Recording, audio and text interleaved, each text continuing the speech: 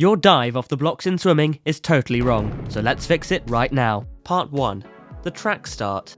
Every swimmer uses what we call a track start, with one foot over the front of the block and the other foot on the wedge of the starting block.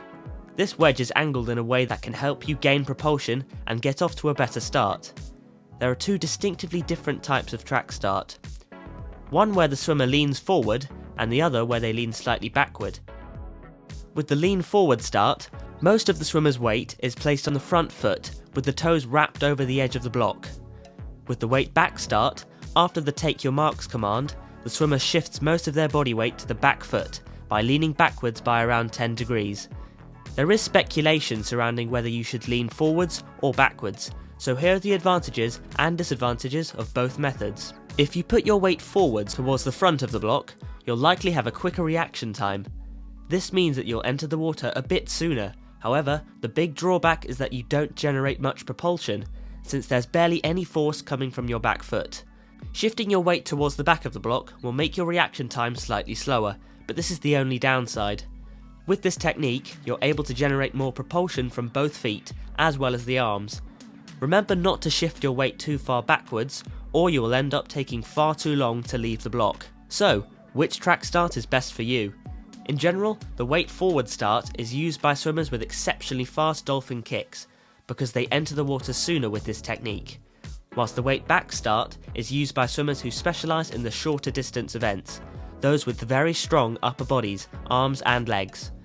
Just make sure to experiment with which track start works best for you and feels comfortable, because no matter which technique you use, your swimming start should always incorporate these three vital motions: the head lift, the arm swing, and the back leg kick. This leads me on to Part 2, the head lift. The head lift is one of three coupling motions that champion swimmers use to get a good start. A coupling motion is where some part of the swimmer's body moves in a way that increases the forces of propulsion. Your head weighs over 5 kilograms. If you're able to move your head quickly and aggressively, you can generate quite a lot of propulsion. Yes, your head can be used as a secret weapon for a good start. Before the starting gun, the head should be in a neutral, relaxed position, looking down at the water. As soon as the gun goes off, you need to snap your head upwards to its full extension, while simultaneously pushing off the block with your feet. The head lift motion helps project you to go forwards rather than straight down. If the head never lifts upwards, not only do you lose out on a coupling motion, but you will end up just going straight down. And as soon as the head is fully extended, that is when it should be forcefully flexed downwards again for your arms to get into streamline. Part 3. The arm motion. The second and most powerful coupling motion of your dive involves the arms. Swimmers have the ability to change both the speed and length of their arms during the start, and these two things can drastically affect how much kinetic energy you produce. Here are the most common techniques seen with the arm movement on the start. Some people prefer to swing their arms straight forward from the front of the block in a very simple forward motion. This movement generates very little energy. A more entry-level movement is where the swimmer lifts their arms upwards from the block with a lot of elbow bend, like Michael Phelps. This generates more speed than the previous motion because the arms move more. But the most powerful arm motion is where the swimmer pulls on the front of the block before swinging their arms in a circular motion, very similar to the arm movement in butterfly. Two examples of this movement are Brad Tandy, who keeps his arms straight throughout the arm movement, but also Caeleb Dressel, who bends his arms slightly. This is definitely the most complicated arm motion, and I've seen many swimmers get it wrong. It requires amazing flexibility of the shoulders too, but once you've figured out which is the most comfortable arm movement for you, you're 30% closer to a great start. Only the very best swimmers, particularly those who swim 50-metre events, have learnt to lift the back foot quickly with a straight leg high into the air. This can create a huge 80cm separation between both your feet.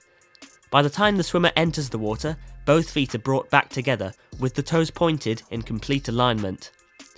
The back leg kick is done very quickly, and the leg must be completely straight in order to maximise your kinetic energy. The leg kick is probably the most difficult coupling motion to get right. When I first tried it, I would always bend my leg to 90 degrees and it looked very silly. The timing of all three coupling motions is also super important. Some of the motions only happen after the propulsive forces have occurred. In order for these coupling motions to be effective, they must take place while the propulsion is happening. It's similar to how a long jumper continues to swing the arms in mid-air even after his foot generates the propulsion to launch him up. Part 5. The other important things. When the whistle blows for you to get on your block, it's vital to find a comfortable and relaxed position to stay in before you're told to take your marks. If you stayed in the same tense position for too long, your muscles won't be able to contract as strongly and your start won't be as powerful. I don't recommend standing completely upright on the block either. The standing position takes too much time to properly get down into the ready position once you hear the take your marks command. After the gun goes off and you've left the blocks, you should be looking to get a clean entry with the least amount of splash possible. The greater the splash, the more drag you'll create, and the faster you slow down. The key to a good entry is the hip lift technique, which involves lifting your hips 20 to 30 degrees upwards. And as always, keep your toes pointed upon entry into the water. Leaving the feet hanging will lead to a much worse start. The best way to develop a world-class dive is by continuously practicing off the blocks. Getting a good start may take some time because you need to develop some minor but very important details. But once you've nailed it, the dive can be a serious weapon against your competitors. If you enjoyed the video, feel free to leave a like and subscribe, but I'll see you in the next video. Bye!